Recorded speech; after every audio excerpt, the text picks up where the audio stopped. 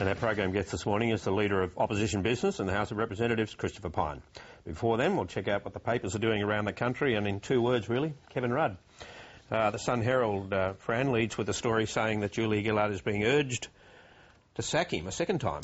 Sack Rudd, PM told, and it's quoting factional bosses and supporters of the Prime Minister, and it calls Kevin Rudd all sorts of names, including bully, almost primarily bully, and it has colourful phrases like there's some in the party who'd rather chew their right arms off than have Kevin Rudd lead them again. But within that, the issue, of course, for the Prime Minister is it is all about Rudd.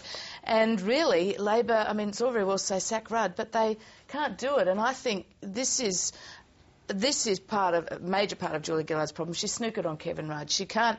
It's almost impossible to think of a functioning government having a Prime Minister and a Foreign Minister that can't really get on or talk. And I think we've seen that in his lack of presence in some major issues recently. But how can she sack him if he walks? If he decides to leave, let alone agitate from the backbench, if he quits and calls the by-election, that's the ultimate pulling the pin for the Prime Minister, isn't it? They were confused after the first sacking, Malcolm. They'd be even more confused, wouldn't they, if it was to happen again? Yeah. Look, and it won't. I've got to say, there are many problems the government has facing them. Kevin Rudd would not be in the top 5, probably not the top 10. I don't know. I think there's a that. huge exaggeration of what's going on here. I understand we're coming up to this first anniversary of unprecedented things happening. And Kevin Rudd is a high-profile person. He's Kevin Rudd. But there is nothing that's happened over the last week or so that suggests he's running for the leadership, that he's causing significant problems within the government, or that he's promoting himself at the expense of the Prime Minister. You reckon? I do reckon. We'll go with the evidence. We're only just getting started here. Come on. Bring it on. I mean, far be it from me to be Kevin Rudd's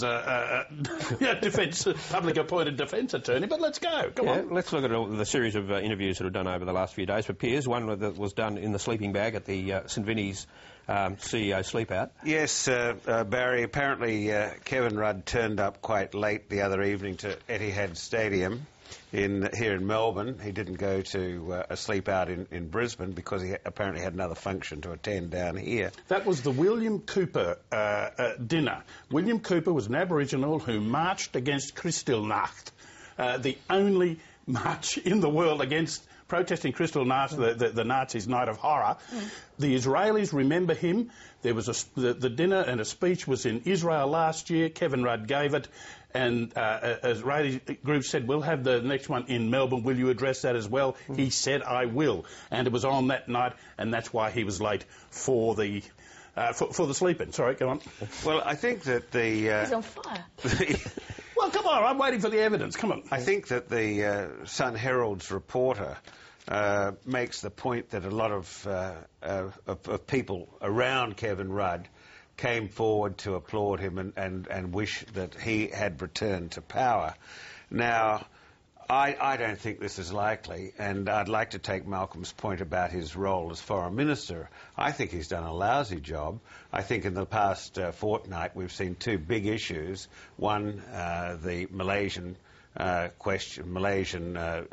and release scheme for refugees, and the other one is the Indonesian live cattle trade.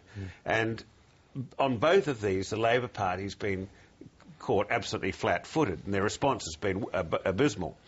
Yeah. A foreign minister with his finger on the pulse in the region would have seen what was going to come, could have headed off before it developed, and if it had burst. He actually hasn't ignored that altogether. In fact, he spoke with his Indonesian counterpart while in Europe, I think, at another function. And Malaysia too, on the sidelines of a conference. I'm not so critical of the job he does broadly as Foreign Minister. I think by and large, he's good at being a Foreign Minister, that's my view. And nor am I critical of him being CEO. Sleep-out homelessness, when he was a Prime Minister, was a big issue for Kevin Rudd, and he used to pop up at homeless shelters, without media and all of that. So he's committed to the issue.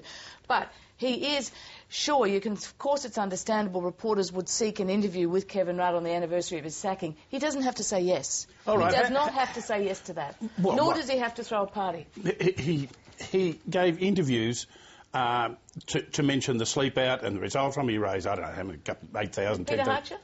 But look, apart from that, what about the others? Well, Malcolm, the Telegraph as well sort of supports the theory, doesn't it? That it's the same sort of line there. They're saying that the media blitzes enraged the party. Isn't that the tenor I just don't see the media story? blitz. The man's in Australia, he's asked to do interviews, he gives a handful, and suddenly it's a blitz. Okay. And in a lot of those interviews, he said, let's all get behind Julia Gillard, the bastard. Yeah. Clear Clear sign of undermining. Yes, but look, take a look at what he said in the Sydney Morning Herald, right? He said that he'd made three mistakes that he conceded. One was that he'd backed away from the ETS. The other was that he should have consulted more with the party, and that he had inexperienced staff, and that he should have had a couple of greybeards, sitting around. Now, what does that imply? Well, obviously, he is out there again, at media's invitation, perhaps, but he's certainly not. The implication is that he'd like to be back in the lodge. Now, I think that he should really look at the polling. Though Julia's gone through the basement floor, and Kevin is twice as popular as she is, the poll that really I'm more interested in is the two-party preferred. And I doubt whether swapping Julia for Kevin or whoever else would really radically change the perception that the Labor Party, in the mind of Australian voters, is stuffed. Yeah.